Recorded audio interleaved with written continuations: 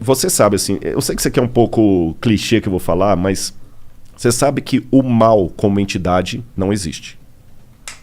O diabo. Daqui a pouco eu posso até entrar no lance do diabo, mas vou falar do mal como o mal mesmo. Tá, um avatar do mal não existe. O Deus do mal. É o Deus do mal. Não, eu acredito assim, quando a gente vai na Bíblia, aí eu vou ter que dar um pouquinho para trás para entrar nisso aí. Existe um anjo que rebelou contra Deus. Ele é vulgarmente chamado de Lúcifer. Esse nome não está na Bíblia. Não? Não. Lúcifer não está. Sério? Isso foi um erro de tradução do Jerônimo. Qual que era o Não nome foi que nem tava erro lá? de tradução. Na verdade, ele tem vários apelidos na Bíblia. Diabo, Diabalus, aquele que Sério? foi Tá na lançado Bíblia, através Diabo? de Diabo, tá. Da hora. Satã, Quer dizer, que em hebraico interessante. significa advogado de acusação. Só que não é verdade. Por que diabo de acusação? Porque na Bíblia, ele começou o mal. Mas deixa eu abrir um parênteses aqui para fazer uma pergunta que muita gente faz. Tá, você é crente, né? Beleza. Deus criou tudo? Criou. Tudo que existe. A Bíblia fala isso. Ele criou todas as coisas. O Logos. Nada do que foi feito se fez sem ele. Beleza. Se Deus criou todas as coisas, tudo que existe foi Deus que criou. Bom, vamos ver. Depende. Não, mas se existe, tá. O raciocínio. O mal existe? Existe. Então Deus criou o mal. Deus é o responsável pelo mal. Mas por isso que eu falei no início, o mal não existe. Em que sentido? O que eu vou falar é um pouco clichê, mas você sabe que no mundo da física, o frio não existe. É verdade. Existe a ausência de calor. Uhum. O Tanto que escuro existe não um existe. limite pro frio. Exatamente. Existe a ausência de luz. É. Então, o mal também, nesse sentido, é como o frio, é como a escuridão.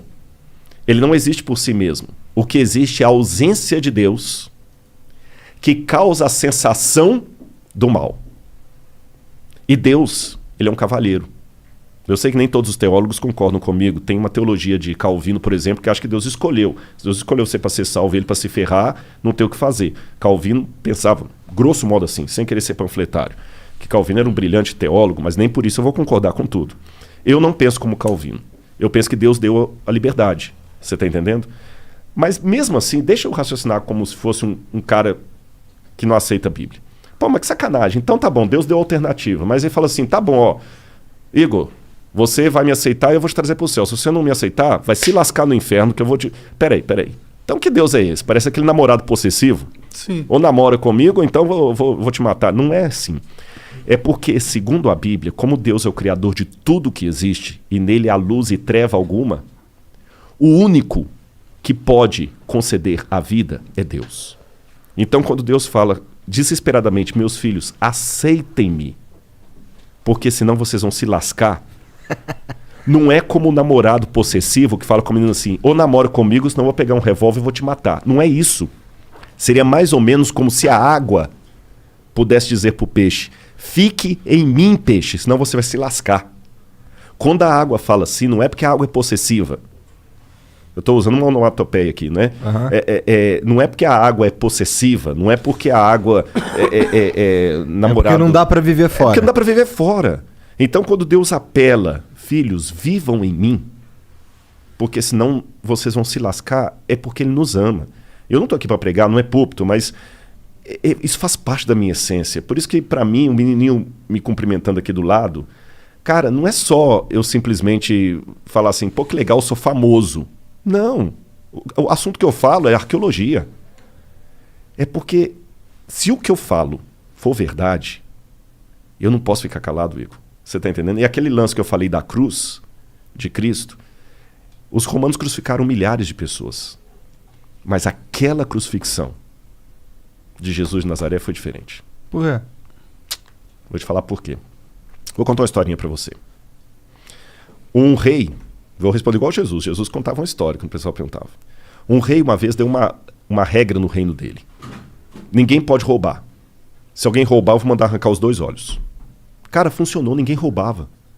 Você podia dormir com a porta aberta, o cara das trancas nem vendia tranca. Delegacia só quando era uma briga, assim. Até que um dia chegaram pro rei e falaram assim, majestade, nós pegamos um rapaz roubando aqui, a sua lei fala que tem que ter os 2 olhos arrancados. Ele falou, tudo bem, só que tem um problema, é o seu filho. É o príncipe. E aí?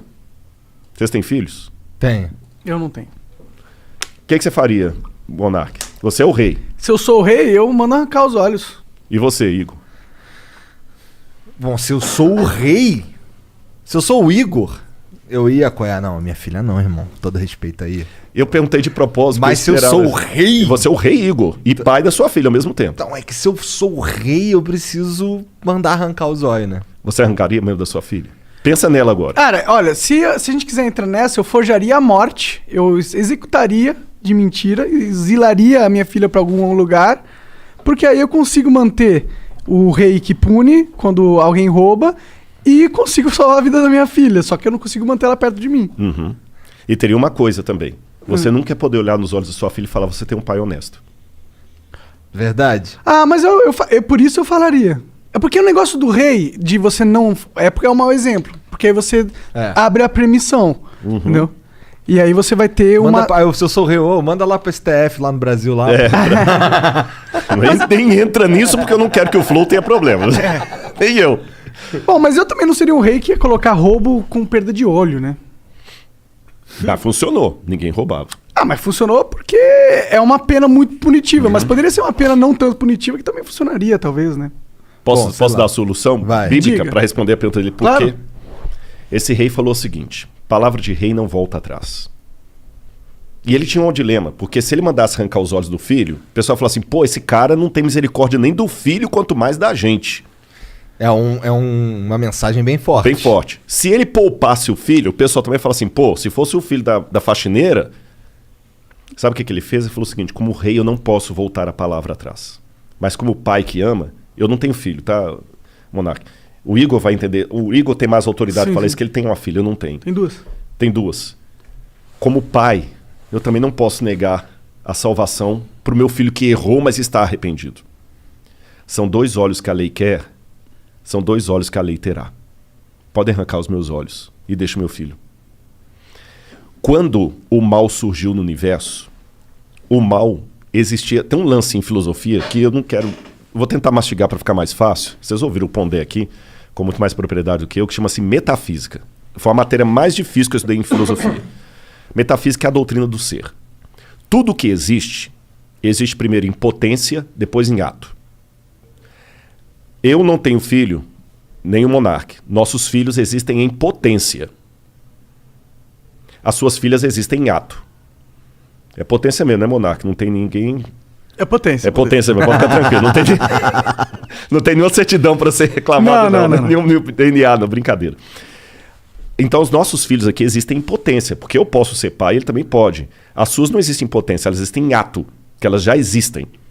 A minha filha não tem como ser estuprada, como ganhar um prêmio, como passar no vestibular, como pagar um seguro de saúde para ela. As suas têm, para ganhar tanto coisas boas quanto ruins.